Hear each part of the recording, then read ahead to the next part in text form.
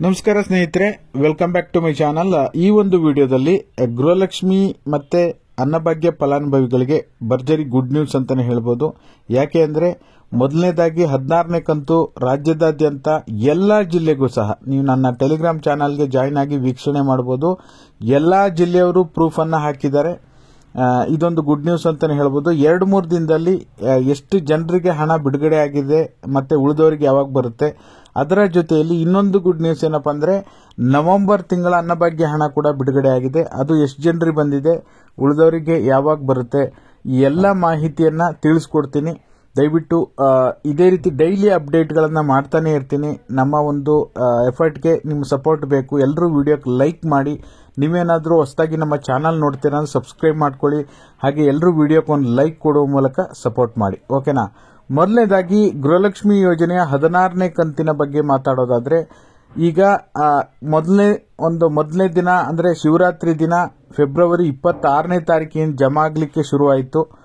ಅದಾದ ನೆಕ್ಸ್ಟ್ 2 ದಿನ ನಾನು ಕಮ್ಯುನಿಟಿ ಪೋಸ್ಟ್ ಹಾಕಿದಾಗಲೂ ಕೇವಲ 24% ಜನರಿಗೆ ಮಾತ್ರ ಹಣ ಬಿಡುಗಡೆ ಆಗಿತ್ತು. ಅದು ಡೆವಲಪ್ಮೆಂಟ್ ಆಗ್ತಾನೆ ಇರಲಿಲ್ಲ, ಓಕೆನಾ. ಬಟ್ ಆದ್ರೆ ಇವತ್ತು ಕಮ್ಯುನಿಟಿ ಪೋಸ್ಟ್ ಹಾಕಿದ್ದೀನಿ, 78% ಜನರಿಗೆ ಗೃಹಲಕ್ಷ್ಮಿ 16ನೇ ಕಂತು ಜಮಾ ಆಗಿದೆ. ನಾನು ಕೂಡ ನಿಮಗೆ ಒಂದು 4-5 ದಿನ ವೆಯ್ಟ್ ಮಾಡಿ ಎಲ್ಲ ಜಿಲ್ಲೆಗೂ ಹಣ ಬಿಡುಗಡೆ ಆಗುತ್ತೆ. ಹಾಸನ, ಮಂಡ್ಯ, ದಕ್ಷಿಣ ಕನ್ನಡ, ಕೆಲವೊಂದು ಜಿಲ್ಲೆಗಳಿಗೆ ಹಣ ಬಿಡುಗಡೆ ಆಗಿರಲಿಲ್ಲ.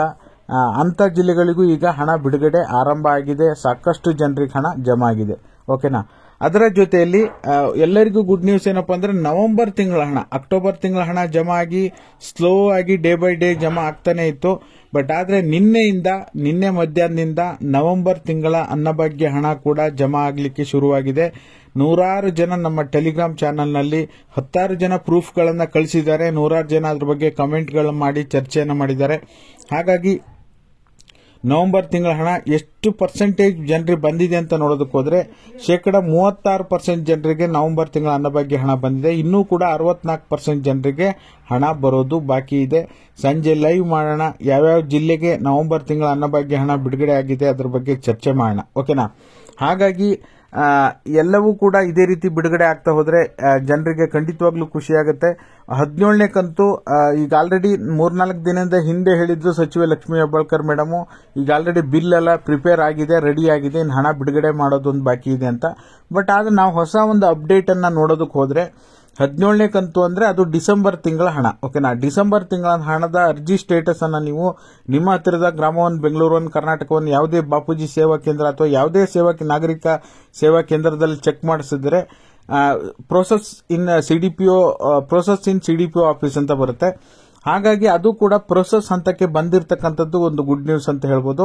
ಯಾವಾಗ ಹಣ ನಮಗೆ ಜಮಾ ಆಗ್ಬೋದು ಸರ್, 17ನೇ ಕಂತು ಯಾವಾಗ ಜಮಾ ಆಗ್ಬೋದು ಅಂತ ನೋಡೋದಕ್ಕೆ ಹೋದ್ರೆ ಮಾರ್ಚ್ 15ರ ಒಳಗಡೆನೆ ನಿಮಗೆ ಗೃಹಲಕ್ಷ್ಮಿ ಯೋಜನೆಯ 17ನೇ ಕಂತಿನ ಹಣ ಕೂಡ ಬಿಡುಗಡೆ ಆಗುತ್ತೆ. ಅಷ್ಟೊಳಗಡೆನೆ ಯಾವ ದಿನಾಂಕದಲ್ಲೂ ಕೂಡ ಬಿಡುಗಡೆ ಆಗುವಂತ ಸಾಧ್ಯತೆ ಇದೆ ಅಂತ ಹೇಳ್ಬೋದು. ಹಾಗಾಗಿ ಇವತ್ತಿಗೆ ಏನು ಅಪ್ಡೇಟ್ ಇದೆ ನಿಮಗೆ ಡೀಟೇಲ್ ಆಗಿ ತಿಳಿಸ್ಕೊಡೋ ಕೆಲಸ ಮಾಡಿದ್ದೀನಿ. ವಿಡಿಯೋ ಇಷ್ಟ ಆದ್ರೆ ಲೈಕ್ ಮಾಡಿ, ಶೇರ್ ಮಾಡಿ, ಸಬ್ಸ್ಕ್ರೈಬ್ ಮಾಡಿ. ವಿಡಿಯೋ ನೋಡಿದ್ದಕ್ಕಾಗಿ ಧನ್ಯವಾದಗಳು. Thank you so much for watching.